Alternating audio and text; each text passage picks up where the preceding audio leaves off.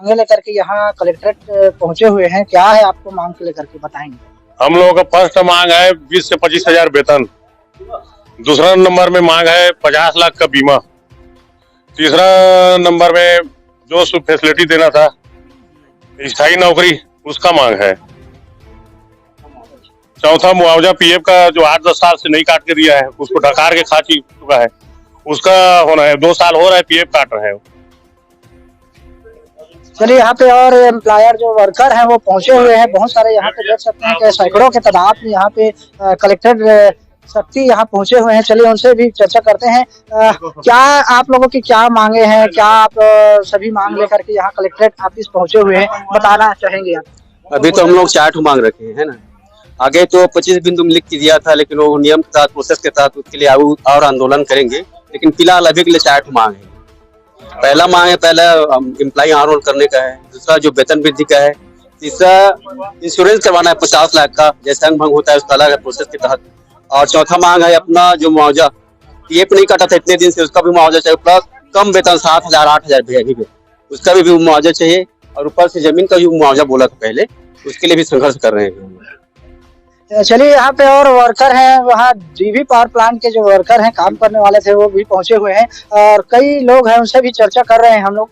जी, आप क्या कहना चाहेंगे आज की जो आप लोगों का जो कलेक्ट्रेट ऑफिस पहुंचे हुए हैं शक्ति, इसके बारे में? जी, कलेक्टर साहब से हम ये अनुरोध करना चाह रहे हैं, हमारे भाई लोग हैं, हम हैं, हमारे बहन लोग हैं, उन लोगों का दैहिक शोषण हो रहा है। कहने का मतलब है आज 10-12 साल हो गया, आज 8,000 7,000 8,500 दे रहे हैं, जिसका आज कलेक्ट्रेट के घर से कम 12,000 15,000 होना चाहिए इसका। हाँ, मान लीजिए जो भी है शासन के अनुसार मांग रहे हैं हम लोग कि आप अपनी मर्जी से ना दे, शासन के जो हिसाब है वो अपने को मिलना चाहिए। ठीक है सर। इसके बाद अपने पास अब एक और मुद्दा है सर, ये गांव का जो विकास वो आज तक नहीं हुआ है।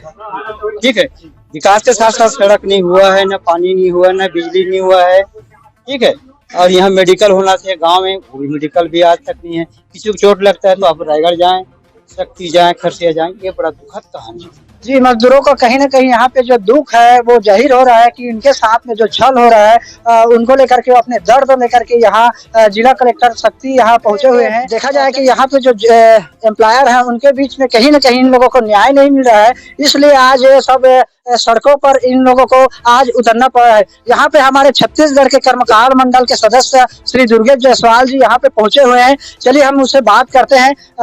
जी महोदय जी, बताएंगे आज आप लोग, आप भी इन सभी मजदूर कर्मचारियों के साथ में आप आए हैं और हमेशा से आप जनहित के लिए, जन सेवा के लिए जाने जाते हैं। आज की जो ज्ञापन दिए इसके कलेक्टर, माननीय कलेक्टर महोदया जी को ज्ञापन सौंपे है, इसके बारे में लेकर के क्या कहना चाहेंगे आप?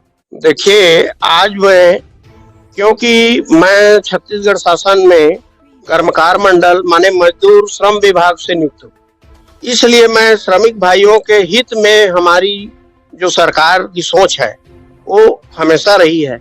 माननीय भूपेश बघेल जी का कहना है कि श्रमिकों के साथ अन्याय नहीं होना चाहिए, और मैं उस विभाग का सदस्य हूँ, इसलिए मैं इनके दर्द को सुनकर या इनके साथ आया हूँ और कलेक्टर महोदय को ज्ञापन देने के लिए इनके साथ में मैं यहाँ उपस्थित हुआ हूँ।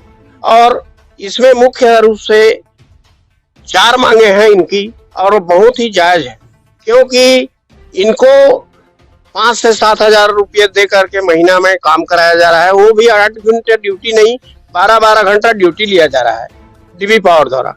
और इनके साथ एक घोर अन्याय है।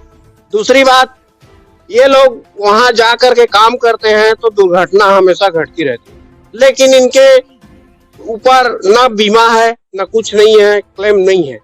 तीसरी बात, अगर किसी की मृत्यु होती है या कुछ भी अपंगता आती है तो उनके परिजन को फिर से पुनः एक परिवार वालों को नौकरी लेना है, लेकिन वो भी नहीं ले रहे हैं। और तीसरी बात, वहाँ डीवी पावर प्लांट के द्वारा शिक्षा और स्वास्थ्य के लिए जब शासन की योजना है, कोई भी पावर प्लांट खुलता है तो शिक्षा और स्वास्थ्य मूल मुद्दा रहता है, लेकिन वहाँ पर कोई भी सुविधा नहीं है, ना अस्पताल है, ना शिक्षा के लिए इनके बच्चों के पढ़ाई के लिए कोई व्यवस्था है। तो ये सब लूट मचा हुआ है।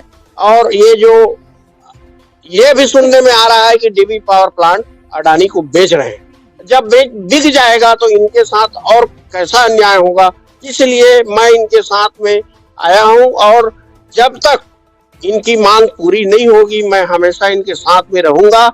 और साथ ही सदन तक, सड़क से सदन तक हम लड़ाई लड़ेंगे, चाहे उसके लिए हमें कुछ भी करना पड़े। मैं इनके साथ में हमेशा हूँ, रहूंगा और मरते दम तक रहूंगा। जी महोदय जी, और आपसे जानना चाहेंगे, एक मिनट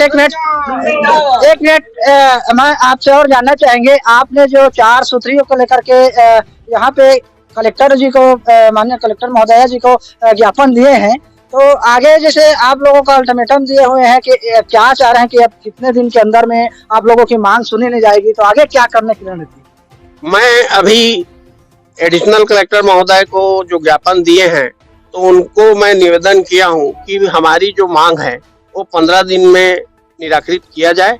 ऑन स्पॉट आप कलेक्टर महोदय वहां जा करके देखें और हमारे जो वर्कर हैं उनके साथ न्याय किया जाए। अगर न्याय नहीं होगा, 15 दिवस में नहीं होगा, तो आगे के कदम हमारा चक्का जाम होगा। उसमें भी नहीं होगा तो हम विधानसभा का घेराव भी करेंगे।